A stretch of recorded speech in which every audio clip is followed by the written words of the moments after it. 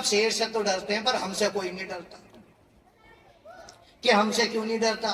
तो एक गिद्दड़ खड़ा हुआ, बड़ा शरीर से मजबूत है, कह रहे जी वो इसलिए नहीं डरते कि हम शिकार नहीं करते, शेर शिकार करता है। तो सबने सहमति जताई। कह रहे हैं जी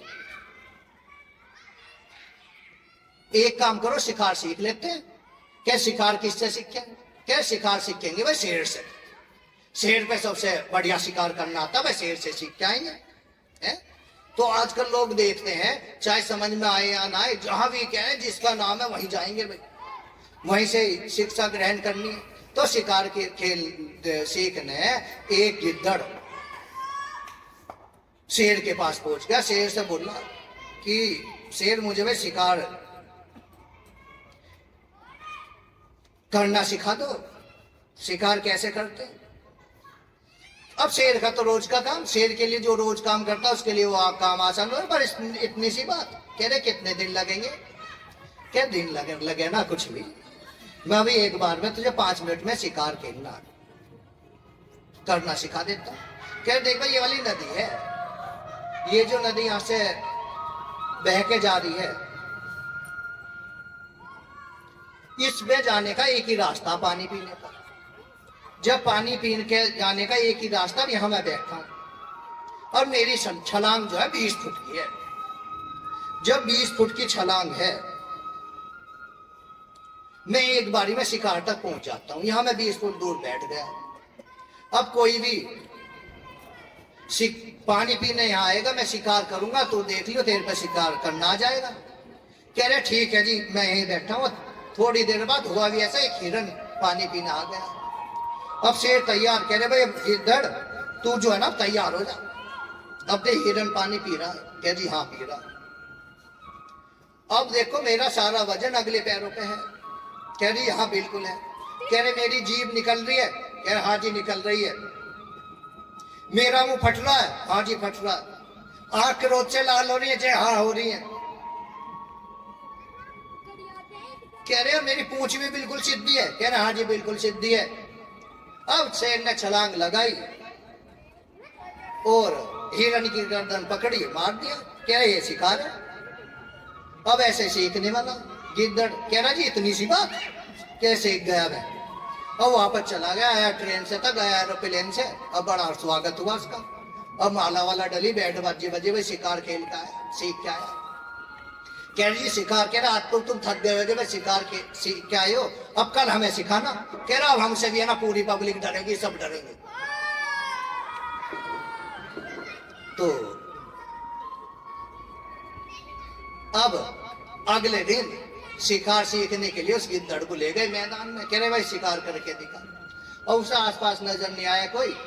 एक गधा खड़ा, चल कह रही चलो और कोई ना गधे का शिकार करके दिखाता हूं। अब गधा सुन रहा बात। कह रहा गिद्दड़ो तुम मेरा शिकार करोगे? कह रहे ठीक है। कह रहे देखो मेरी जो छलांग है 8 फुट की, अब गिद्दड़ की 8 फुट की, शेर की तो 20 फुट की। कह रहे देखो मैं यहाँ खड़ा हूं, अब यहाँ गधा खड़ा, अब मैं इसका शिकार करूंगा। अब तुम देखो मेरा सारा वजन अगले पैरों पे है। कह रही लग नहीं रहा। क्या पहली बार है, हो जाएगा। कह रहे आंख क्रोध से लाल हो रही है। कि लाल से नहीं लग रही जी। कह रहे हो जाएंगी, पहली बार हो जाएंगी। मुंह फट रहा है, जीभ बाहर आ रही है। कह रहे पूरा मुंह नहीं फट रहा, जीभ भी थोड़ी सी बाहर है। कह रहे हो जाएगी। पूंछ सीधी है? नहीं जी पूंछ भी अभी मुड़ रही है। कह रहे पहली बार है, अभी सीख के आए, हो जाएगी। अब जैसे उसने गिद्दड़ ने छलांग लगाई और गधा उनकी बात सुनना, गधे ने दुलाती मारी और गिद्दड़ जहां से कूदा वहीं जाके पड़ा। अब ये सारे गिद्दड़ आश्चर्य जता रहे हैं। कह रहे पूंछ भी सीधी, मुंह भी फट रहा और जीभ भी बाहर और आंख भी लाल। कह रही जो स्थिति शिकार से पहले होनी थी ये बाद में कैसे हुई। कह रहे हैं भारद्वाज जी से नारद जी तो ऐसी कलयुग में दशा हो जाएगी। कह रहे जो दिखाई देगा बड़ा बड़ा, जितना बड़ा ढोंगी होगा उतना बड़ा गोरो बन जाएगा और उसी से मंत्र लेने के लिए दुनिया पागल हो जाएगी। ऐसी भगवान सुन लेंगे। कह रहे लक्ष्मी चाहिए तो लक्ष्मी जी की पूजा करो, तेज चाहिए सूर्य की पूजा करो। ऐसी ना तो गुरु को पता और ना ही चेले को पता क्या करना चाहिए, और दोनों ऐसे ही हो जाएंगे। क्यों ऐसे हो जाएंगे? क्योंकि हम केवल कथा सुनते हैं और समझते नहीं। अगर समझना शुरू करें तो हमें ये सारी बात ज्ञात हो जाएंगी। फिर शिकार करने से पहले क्या स्थिति है वो हमारी बनेगी। सिख भक्ति के बाद नहीं बनेगी कि हमने इतनी मेहनत करी, रहे जो के तो ऐसे कैसे नहीं रहने के। एक राजा था तो वो कहीं शिकार खेलने गया, सेना पीछे छूट गई। जब सेना पीछे छूटी, अकेला आगे निकल गया। अब वहां से प्यास लगी, जंगल में अकेला, दूर दूर तक कोई नहीं। जब दूर दूर तक कोई नहीं तो उसने देखा कि कहीं से कथा की आवाज आ रही है, कहीं पे भगवान की कथा हो रही है। तो आज की दिशा में बढ़ा तो देखा वहां एक गुरुजी है, वो कथा कर रहे हैं। जब कथा कर रहे हैं उसने वहीं पानी पिया, वहीं थोड़ी देर कथा सुनने को बैठ गया। तो व्यास जी क्या समझा रहे, कह रहे हैं कि हमारी 4 अवस्थाएं जीवन की। पहले ब्रह्मचारी है, फिर दूसरा गृहस्थाश्रम, तीसरा वानप्रस्थ है और चौथा संन्यास है। अब उम्र कर्म हो गई है, 80 वर्ष रह गई तो उन्हें 20-20 कर लो। लेकिन 60 की उम्र के बाद तो अपने वानप्रस्थ में चले जाना चाहिए, भक्ति में निकल जाना चाहिए। अब वहां राजा की उम्र 60 के आसपास हो रही। राजा बड़ा अलर्ट, कह रहे जी मुझे पता नहीं चला, अब मेरी उम्र तो हो रही है और ये सही कह रहे हैं, भक्ति में निकल जाना चाहिए। मैं अभी तक मोह माया में इसमें फंसा हुआ, मेरे बच्चे भी बड़े हो गए। तो इतने में उसकी सेना वापस आ गई और उसके मन पे बड़ा गुरु जी का प्रभाव पड़ा। गुरु जी जो समझा रहे थे, उसने अपना मंत्री को बोल दिया, भाई अब मैं तो जाऊंगा नहीं, मैं तो वैसे ही 2 साल लेट हो गया, अब मैं तो भगवान की भक्ति में निकल गया, अब तुम जाके मेरे बच्चे राजपाट संभाल लेंगे। अब भक्ति में निकल गया, बड़ा संत बन गया, भगवान की पूजा में निकल गया, भक्ति में उसने अपना समय देना शुरू कर दिया। और एक दिन क्या व्यवस्था हुई, क्या समय आया, वो वापस घूमता हुआ वहीं आ गया और उसने देखा कि जी वहीं जो कथा फिर चल रही है। 10 साल हो गए, क्या 10 साल बाद कह रहे वही वाले गुरु जी है। दूर से देखा टेंट के बाहर से, गुरु जी वही वाले हैं जिन्होंने मेरा उद्धार करा। और कह रहा जी इन्होंने तो पता ना कितने संत बना दिए होंगे, क्या 10 साल में तो लाखों की भीड़ लगा दी होगी भाई इन्होंने, लाखों। और लाखों तो मैं कम बोल रहा, उससे ज्यादा 10 साल में तो ये करे जा रहे हैं, सब संत बनते जा रहे होंगे। और वहां बैठ गया, जब बैठा उसने इधर उधर दृष्टि घुमाई, देख रहा जी ये तो 10 साल पहले जो सुन रहे वही सुन रहे हैं और वे गुरु जी सुना रहे, आसपास सारे वही लगे, कुछ चेहरे से कुछ नए। अब जब कथा खत्म हुई तो गुरु जी के पास गए, क्या गुरु जी मैं यहाँ 10 साल बाद आया हूं, मैं पहला आया था, तुमने ऐसे ऐसे बात बताई, मैं सन्यासी बन गया। तो तुमने तो जी लाखों सन्यासी बना दिए होंगे। कह रही तुम मेरी कथा सुन के सन्यासी बने? कह रहे हाँ हाँ आपका प्रभाव था मेरा, मैंने आपकी कथा जी सुनी नहीं, ठीक से समझी थी, उसका सार समझा। तो समझना ही सार है। तो उन्होंने गुरुजी से पूछा जी तुमने तो बहुत बना दी, पर मुझे ऐसे चेहरे लग रहे हैं यहाँ जो पहले। तो गुरुजी हंसे कि भैया आज तक कोई नहीं बना, बस तू एक ही बना है, तू एक ही बना हुई जो तुमने कथा समझ ली, तो उसका तो फायदा उठा गया, भगवान की भक्ति में निकल गया। तो यहाँ दुनिया ऐसी है जिसे सुनने की ललक लग गई, वो सुनता ही रहता है, समझता कोई नहीं।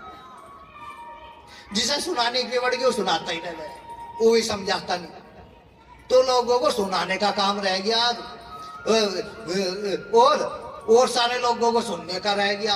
तो ऐसी सब कुछ चलता जा रहा, कोई सुन रहा है और कोई सुना रहा है। तो बात क्या है समझने की। तो मैंने 5 दिन पहले तुमसे बोला था कि जिसके भी कोई चीज समझ में आवे वो आके मुझसे जरूर मिले। और संशय का तो एक ही उपाय बताया मैंने, जिसे किसी चीज में संशय लग रही हो। वो तो तुलसीदास जी बहुत साल पहले लिख गए कि जिसे संशय हो वो तो सत्संग करे। जब बहुपाल किए सत्संगा तब होए संजय बंगा। तो जो भी यहाँ था भाई आज मुझे है, मैं यही हूँ नीरज जी के आस्था जी के यहाँ। अब मुझे जो चीज समझ में आई है ना वो मुझे जरा बता के जाए, जिसे भी जो कुछ समझ में आया। और बोलो बाके बिहारी लाल की जय, बोलो राधे रानी की जय। तो मैं जो हूं सबसे पहले यहाँ मेरी सहायता जिसने की है इस वाले कार्य में, वासुदेव ने, अमित जी ने, विनायक, आयुष, इनको बड़ा नमन करता हूं। और हमारे जो ये साथी हैं, जो संजय जी हैं और सब है, इनको ही बार बार धन्यवाद देता हूं। और सबसे बड़ा धन्यवाद सुनने वालों का और उससे बड़ा सुनवाने वालों का, आस्था, कौशिक और नीरज शर्मा का बड़ा बड़ा धन्यवाद। बोलो बाके बिहारी लाल की जय। और लास्ट में एक बात मैं तुम्हें बताना चाहता हूं। क्या, एक बार एक गुरुजी का शिष्य था। जब गुरुजी का शिष्य था एक, तो उसे बोलने में बड़ी महारत हासिल थी। तो गुरुजी से बार बार पूछता था, गुरुजी आपको इतना ज्ञान है, आप बाहर जाके लोगों को समझाएं। कह रहे समझाने में कोई नहीं आता। कह रहे जी मैं भी यहां हूं, तुम लेकिन एक ही चीज को पकड़ के एक ही चीज बार बार समझाते रहते हो और यहां सब लोग बोर हो जाते हैं। तो हमेशा ये कहते रहते हो भगवान के भजन में लगो, भजन में लगो। 2 साल हो गए और मैं भी यहाँ भजन में लग रहा हूं। और मैंने और लोग भी देखे हैं, बेचारे बोर हो जाते हैं। एक ही चीज करनी है। तो कह रहे हैं जी भक्ति तो ऐसी होती है, बस एक जगह ध्यान लगा के रखो और भगवान की भक्ति में है और वही चीज करे जाओ जो गुरुजी ने बता दी। अब वो धीरे धीरे उसका मन उचटता गया। तो एक दिन जो है वहां एक कहीं से दूसरे जिले का एक व्यक्ति आ गया, बड़ा विद्वान।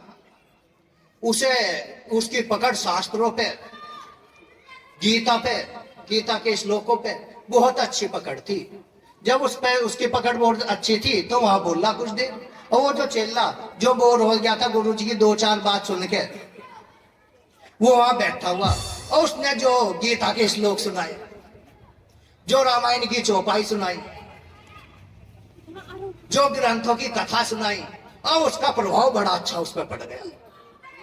कह रहा जी अब ये गुरुजी तो बेकार है, मैं तो सोच रहा हूं इन्हें गुरुजी बना लो। कितना अच्छा बोलते हैं, कितना अच्छा व्याख्यान करते हैं, मैं इन्हें गुरु बना लूं। तो जब इन्हें गुरु बना लूंगा तो कह रहेगा भी ये खत्म होने दो। तो वो सुबह से शाम तक 6 घंटे बोला और सबने उसकी बात सुनी। तो जब उसने सुना के हटा, उसने सबसे पूछा भाई क्या बढ़िया बोल रहे हो। उसने देखा भी जो गुरुजी है वे बिल्कुल शांत है। कह जी भाई मैं कैसा बोल रहा। सबने उसकी बड़ाई करी, जी तुमने ये श्लोक बड़ा बढ़िया सुनाए, कथा बढ़िया सुनाई, ये दृष्टांत बड़ा बढ़िया सुनाया। अब जब लास्ट में सब बोल रहे, सब उसकी प्रशंसा कर रहे, उसने गुरुजी से भी पूछे। कह रहा कि गुरुजी आप भी कुछ बता दो, मैं कैसा बोल रहा हूं। तो गुरुजी कह रहे तुम कुछ बोल रहे हो। कह रहे बोल रहे हो तो मुझे सुनाई नहीं दी। कह रहे मैंने अभी 6 घंटे बड़ी मेहनत करी, बड़ा तेज बोल रहा हूं, माइक की आवाज तेज करवाई है मैंने कि आवाज सुनाई दे। कह रहे मुझे तो बोलता हुआ कहीं नजर नहीं आया। कह रहे तेरे अंदर से गीता बोल ली, तेरे अंदर से रामायण बोल ली, तेरे अंदर से वेद बोल ले, तेरे अंदर से पुराण बोल ले। तो भैया लेकिन तू